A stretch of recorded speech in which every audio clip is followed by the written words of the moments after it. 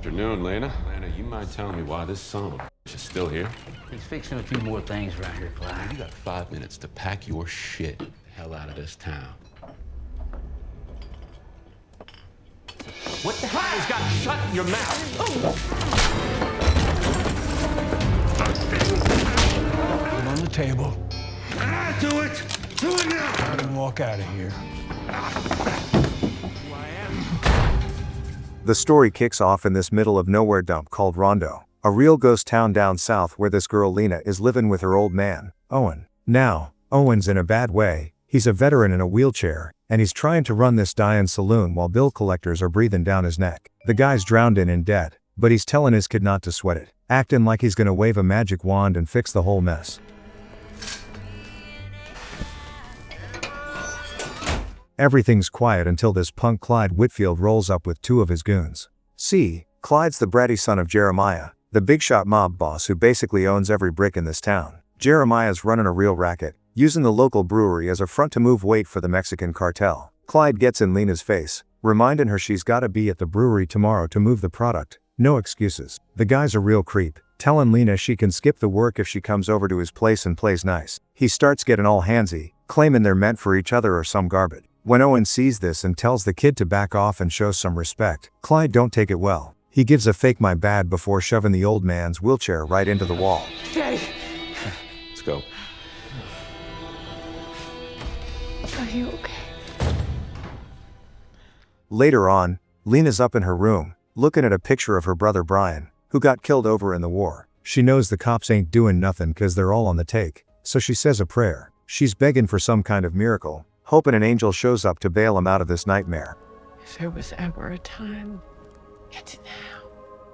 Next morning, this mysterious guy wanders into town on foot. He's looking like he's seen some things, carrying nothing but a bag and looking for a break. This guy is actually a heavy hitter, a former Green Beret and Special Forces pro who goes by Nomada. He walks into Vernon's bakery, telling him he's been hoofing it for miles and needs some grub. The drifter admits he's flat broke but offers to do some heavy lifting to pay for his sandwich. Vernon sees the guy's a veteran and tries to give him the food for free, out of respect. But the stranger ain't looking for handouts. He insists on working. Vernon points out a busted shelf he can't fix cause his eyes are shot, so the guy gets to it. While he's working, Vernon gives him the lowdown on Rondo, telling him to keep walking north and don't look back. He warns the guy that this town is bad news for anyone who wasn't born here. Right as the drifter's sitting down to eat, the local sheriff, Wiley, barges in. Wiley's a real piece of work, a dirty cop who's basically on Jeremiah's payroll. Wiley gets right in his face, hand on his piece, trying to act like a tough guy. He tells the stranger that outsiders ain't welcome and he better vanish the second that sandwich is gone.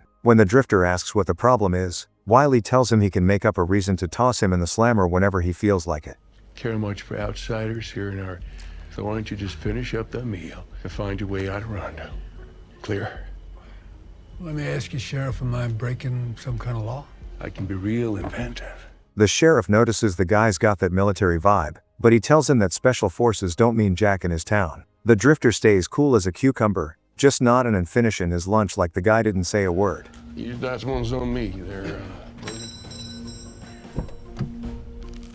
Meanwhile, over at the mansion, Jeremiah is giving Clyde his marching orders, telling him to keep his head on a swivel. At the brewery, a shipment rolls in, but it ain't soda, it's drugs, plain and simple. The Whitfields got the whole town working like slaves, even the old timers, while guys with guns watch them like hawks. Zeke, Jeremiah's main muscle and a guy who knows how to break bones, rolls up in a flashy red Mustang. He tells this guy Randall that the boss wants a word with him at the mansion, and Randall starts shaking like a leaf. Even with the sheriff barking at him, the drifter decides to stick around and see what's what. He finds a motel run by this guy Rufus, who's so nervous he looks like he's gonna jump out of his skin. The guy pays $20 for a room but tells Rufus to hold it cause he's got one more stop to make. Back at the mansion, Jeremiah is grilling Randall. Turns out the attorney general called, and Jeremiah knows someone's been squawking to the feds.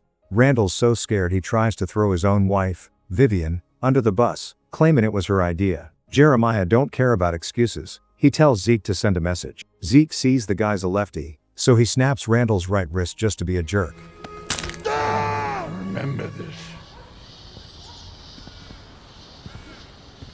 Later on, the drifter shows up at Owen and Lena's place, looking for work again. Owen calls him Nomada, which the guy seems to dig. Owen's got a soft spot for veterans cause of his son-in-law, so he tells the guy he's hired for the day. Lena thinks this is a disaster waiting to happen and tells her old man that the stranger is just gonna bring him more grief. Nomada don't say much, he just gets to work, fixing the oven and whatever else has fallen apart in that dump. Lena's watching him from the corner of her eye, surprised the guy actually knows what he's doing. He finally gets the stove humming again, and for a minute, things are looking up. But then, like clockwork, Clyde and his goons walk in looking for trouble. Clyde sees the new guy and starts grilling him about who the heck he is. Owen tries to play it off, saying the guy's just a handyman passing through.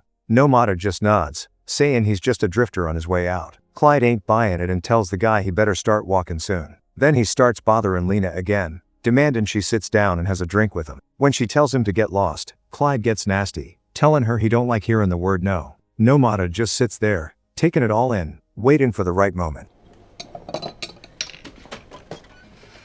just want to talk to you for 5 minutes. I don't think so. Okay. I don't really like being told no. That night, after the run-in with Clyde, the drifter is having some dinner with Owen and Lena. He asks Lena why she lets a punk like Clyde come around and bust her chops in her own joint. Lena tells him Clyde's got some delusional crush on her, but she claims she's got the whole thing handled. The drifter ain't buying it. He can see the whole neighborhood is under the thumb of these wise guys. He looks at Owen and asks why they don't just pack their bags and hit the road. Owen lays it out for him. Jeremiah's got reach like an octopus, and his crew is connected enough to find him no matter where they hide. Lena chimes in, explaining that the Whitfields got everyone in Rondo living on credit and working like dogs at the brewery just to get by. Owen shares his own sob story, admitting he tried to make a break for it a few years back. The escape went south fast, and he ended up in the wheelchair for his troubles. Lena warns the drifter that Sheriff Wiley is a total sellout, trading his badge for envelope full of cash from Jeremiah. She tells the guy he's only gonna stir the pot and make things 10 times worse if he sticks around. I don't like it here. I don't feel safe for me, and I don't feel safe for her. So why don't you get out? Because I can't. After he finishes his plate, the drifter grabs his gear to head out. Lena tells him straight up, don't bother coming back, cause she's scared of the heat he's bringing. The guy just nods and heads over to the motel to crash. He slips Rufus the 20 for the room and an extra 5 spot for some clean towels. Later that night, while the storm is blowing through, the poor souls in Rondo are stuck working overtime at the brewery, packing the white stuff into cans. Over at the motel, the drifter is passing out in the tub and having a real nasty nightmare. He's seeing his old Special Forces unit getting chewed up in an ambush. Let's do an ambush! Kill it!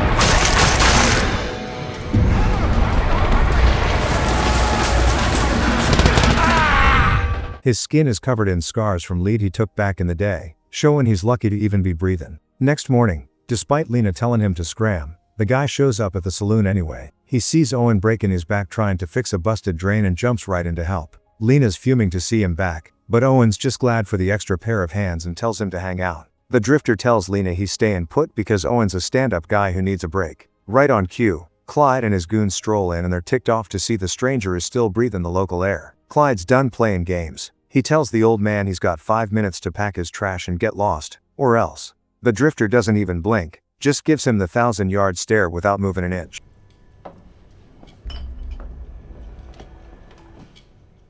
Lena tries to talk some sense into Clyde, but the guy's a loose cannon and grabs her. During the scuffle, she accidentally knocks over his drink, and Clyde loses it and slaps her across the face. That's the end of the line for the drifter. He flies over the bar like a gymnast and disarms Clyde before the punk even knows what hit him. Turn and walk out of here. He uses their own heaters to march Clyde and his goons out of the joint. Once the trash is cleared out, the drifter takes the guns and locks them in Owen's safe so nobody does anything stupid. Clyde goes running back to his old man, Jeremiah, crying about some crazy old geezer who embarrassed him in front of the whole neighborhood. Jeremiah can't believe his ears. 3 of his guys got worked over by one senior citizen. He doesn't want a big scene in the streets right now, so he tells Sheriff Wiley to make the problem go away. The sheriff tells him he's on it and promises to kick the guy out of town. Later that night, the locals gather at the saloon to gossip. Some of them are shaking in their boots expecting a hit, but others are starting to think they might finally have a chance. Owen reminds them that this guy was a Green Beret and probably knows how to start a real war. You know, Sam's right. But this man was an ex-Green Beret. Maybe he knows someone that can help us. Well, I want to talk to him. We will.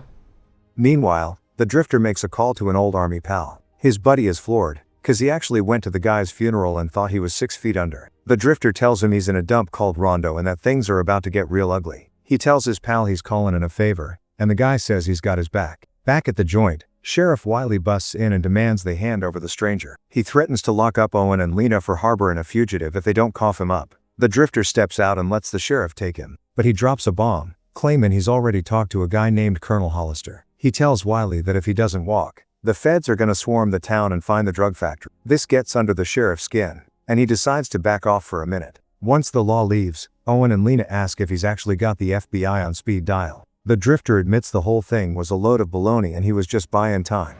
Quality beer. The real product is shipped undetected within the cans. I'm certain we can double it. We can provide you 60,000 kilos quarterly. Deal. Salute. Salud. Meanwhile, Wiley calls Jeremiah to report the name Colonel Hollister. Jeremiah ain't sweating it, cause he knows for a fact that Hollister's been pushing up daisies for years. That night, after the drifter says he's hitting the road, Lena has a change of heart and cuts him off before he can bail. She admits she's been kidding herself and knows it's only a matter of time before the Whitfields put her or her old man in a pine box. She can feel a real storm brewing and begs the guy to stay and give him a hand, and he finally agrees. My daddy and I aren't safe here, and I would like for you to stay. That's all right.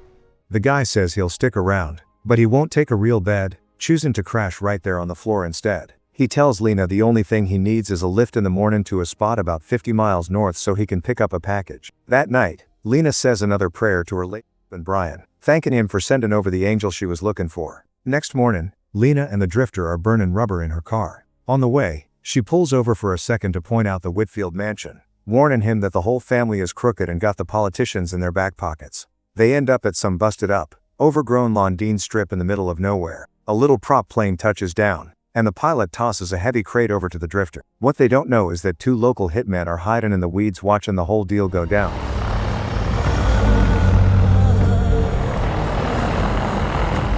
The crate is packed to the gills with heavy-duty heaters and explosives, basically the tools of the trade for a guy like him. As they start driving back to town, the drifter spots a tail and realizes they're getting followed by the hit squad. He grabs a piece and tells Lena to put the pedal to the metal. The goons try to ram him off the road, but Lena's driving like a pro and keeps him in the lead. The drifter lets off a few rounds at the truck, which forces the hitters to take a side road for a minute. The punks start spraying the area with a submachine gun, but they're amateurs and can't hit the broad side of a barn at first. Eventually, the hitters manage to cut Lena off and pepper the car with lead, but she pulls a move and gets him out of there. They get some distance and ditch the car at a nearby silo, scrambled inside right before the goons pull up. The two hitters hop out and move into the building with their guns ready, looking to finish the job. The drifter is waiting in the dark and greets him with a shotgun blast that keeps him pinned down. This gives him and Lena enough time to slip into the next building. He hands Lena his bag and tells her to stay low while he handles the heavy lifting with just his 12 gauge. Using his Green Beret bag of tricks, the drifter starts playing a real game of cat and mouse. He tags one of the hitters, leaving the guy hobbled, before disappearing up some stairs. One hitter follows him real slow, starting to realize this old man is a certified ghost. The second hitter, who's now limping and bleeding, almost misses Lena's hiding spot until she makes a noise that gives her away. While the second guy is busy looking for Lena, the drifter is laying in wait for the first hitter. The guy comes across a bunch of old fridges and, thinking the drifter is hiding inside, starts blasting him to pieces. Right as the guy stops to reload, the drifter pops out and hits him point blank in the chest with the shotgun, punching his ticket right there. Lena tries to ambush the limping goon and grazes him, but the guy levels his gun to take her out. Before the hitter can pull the trigger, the drifter shows up and nearly blows the guy's head off with another blast. You all right? Let's get out of here. With the immediate trash cleared out, they start heading back to Rondo. The drifter tells Lena she and Owen gotta pack up and vanish immediately because more goons are gonna be crawling all over him soon. Lena tells him they got nowhere to run and no way to duck the Whitfields. They pull up to the saloon at sundown and walk straight into a nightmare. Clyde and his crew are already there, holding the whole neighborhood at gunpoint. Clyde starts mouthing off, telling the drifter he's pretty tough for a geezer before cracking him over the head with a lead pipe. He keeps swinging while the guy is down, looking like he killed him right in front of everyone. Wow. Quite the arsenal we have here, boys. Clyde announces that the locals are gonna pay for their disrespect. He tells Lena he's got something special in mind for her and starts dragging her to his ride. Zeke tries to tell Clyde that Jeremiah gave specific orders, but Clyde tells Zeke to shut his trap. Zeke don't flinch, showing that Clyde's got zero juice compared to his old man's top hitter. Inside the joint, The locals are begging for their lives while the goons aim their pieces. Zeke coldly tells them their services ain't needed no more. The hitters then open fire, mowing down the townspeople in a total bloodbath.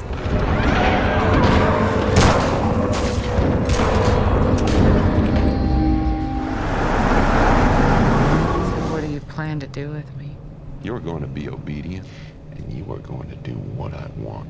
That is your life now. The drifter, who's barely clinging to life, sees bits and pieces of the slaughter as he starts to wake up on the floor. After that bloodbath at the saloon, Clyde's punks start hauling the bodies out like they're clearing out the trash. They're throwing the neighbors into the back of a truck to cover their tracks. But then they realize the big prize is missing. The drifter's body ain't in the pile. Now they're starting to sweat, knowing the old man is a certified ghost, so they pull their heaters and start tossing the whole restaurant. The search leads them right into the kitchen towards the big walk-in freezer. Just as they're getting close, Nomada comes flying out of the shadows like a nightmare. He clocks the first guy with a heavy strike and shoves a blade into his gut, ending his night early. The second guy is a real tank, taking a couple of stabs like they were mosquito bites and tossing Nomada around the room like a rag doll. Even though he's dazed, Nomada stays in the pocket and finishes the job by burying his knife in the big guy's neck.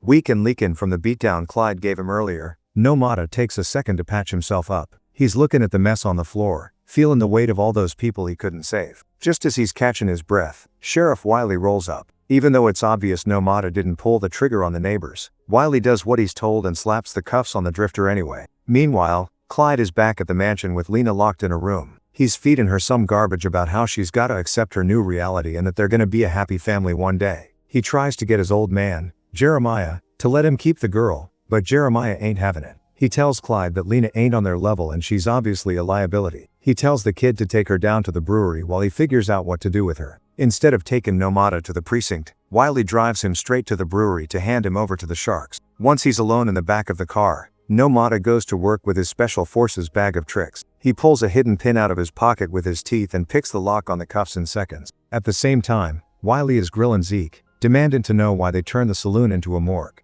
Zeke treats the sheriff like a glorified errand boy and tells him to stay in his lane. When Wiley tries to act like he's still got a badge that matters, Zeke pulls his piece and puts a bullet in the sheriff's head. Right then, they realize the special forces guy they thought was bagged and tagged is pulled a disappearing act. Nomada is already inside the facility, moving through the shadows and taking out a guard to get into position. Showing off those marksman skills, Nomada starts moving through the brewery and dropping Jeremiah's hitters with one shot each. This leads to a heavy-duty shootout between Nomada and Zeke. Both of them run their guns dry, so they gotta settle it the old-fashioned way. Zeke manages to catch Nomada across the face with a blade, but the drifter counters by using his empty heater as a club. Nomada disarms the guy and pulls a move that sends Zeke crashing to the floor. Zeke tries to wrap him up, but he's finding out the hard way that the old man has got some serious old man strength. Zeke lands a lucky kick that sends Nomada flying, but the drifter bounces back and dodges a swing from a heavy wrench. Finally, Nomada gets the drop on him, loops a fire hose around Zeke's neck, and jumps over the rail, using gravity to snap the guy's neck like a twig.